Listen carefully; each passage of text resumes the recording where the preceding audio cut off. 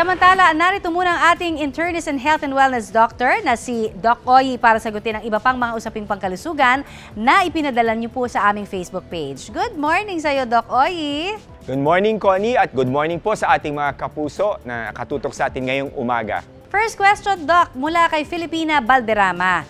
Paano raw ba maiiwasan ang hypertension? Pinang maraming paraan para maiwasan natin ang sakit na hypertension. Unang-una na dyan, of course, sa ating pagkain.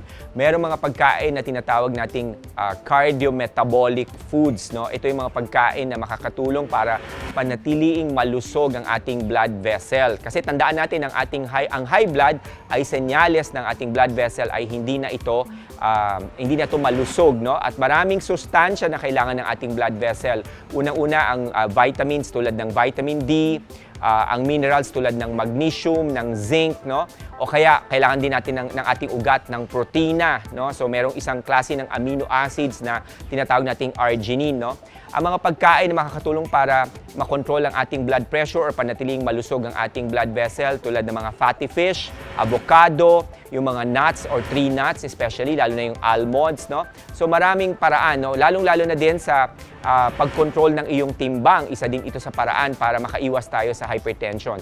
At of course, may mga lifestyle compromises kasi tayong ginagawa tulad ng paninigarilyo. Ito rin ay makakadulot upang ang ating ugat ay hindi na maging malusog at ito ay magmamanifest ng pagtaas ng presyon. Second question for you, Doc Oyi, from our Facebook viewer. Doc, may food supplement daw ba na mainam panlaban sa cancer? Maraming factor kung bakit ang isang tao ay magkakaroon ng cancer. Unang-una na dyan, of course, may mga cancer na konektado sa ating lahi or heredity, Pero karamihan ng cancer ay dulot ng kompromiso sa ating lifestyle, sa ating environment, lalong-lalo na sa ating nutrisyon, Hindi ito makukuha sa pamamagitan lamang ng supplements, Ang mas magandang katanungan ay paano natin ito maiiwasan, kahit na tayo ay may lahi ng cancer sa pamilya. Pero walang supplements na talagang magiging gamot, In fact, kaya nga tawag sa kanya supplement, So hindi siya gamot, Ang cancer depende sa klase nito. Merong mga iba't ibang treatment modality na ginagawa. Kino-combine ang chemotherapy, ang radiation, ang surgery, So depende kasi yan. Pero there's no such thing na supplements lamang ay makukure na natin ang cancer. In fact, as of today, wala pang cure sa cancer. Kaya mas maganda, gawin natin ang lahat ng paraan para makaiwas tayo sa sakit na cancer. Samantala, back to our Facebook question for you, Doc Oyi. Mula naman sa isa nating kapuso, madalas daw siyang nahihilo kapag tumatayo o kaya humihiga.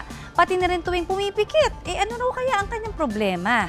Nako, mukhang ikaw ay mayroong tinatawag nating vertigo, So marami ring dahilan kung bakit ang isang tao ay magmamanifest ng vertigo. Pero isa pa din pwedeng maging dahilan ng sintomas na dinidescribe mo sa akin, yung para magkakaroon ka ng near syncope, At lalo ito ay naapektuhan ng pagbabago ng posisyon, Meron tayo yung kung sakaling ikaw merong pagbabara doon sa ugat, na nagsusupply ng dugo sa ating utak, yung tinatawag nating carotid artery dito yon. Lalo na kung medyo may edad na tayo, at meron ng posibilidad na merong bara doon sa tinatawag nating carotid artery, So isa yan sa mga aring dahilan kung bakit pag bigla kang tumayo o bigla kang nagbago ng posisyon, ikaw ay nagkakaroon ng sintomas ng hilo, Pero meron din nga yung isa, yung vertigo, which dalawang klase yan, yung peripheral at saka central vertigo. Pero may mga paraan para ma-rule out ito. Kailangan mo ma-examine ng isang doktor, either ng isang neurologist or ng isang ENT upang ma-determine natin kung anong klase ng vertigo ang nakakaapekto o nagdudulot nitong sintomas na ito sa iyo. And for our last question, Doc Oyi, tanong naman mula kay Reynalyn Porras Doligol. Ano raw kaya, Doc, ang mga pagkain po pwede sa mga diabetic? Renalyn, ang importante sa mga diabetikong tao ay magkaroon ng balancing nutrisyon at optimal na nutrisyon. Importante pa din ang carbohydrates kahit papaano. Basta importante yung carbohydrates ay complex carbohydrates, hindi yung mga simple and refined carbohydrates.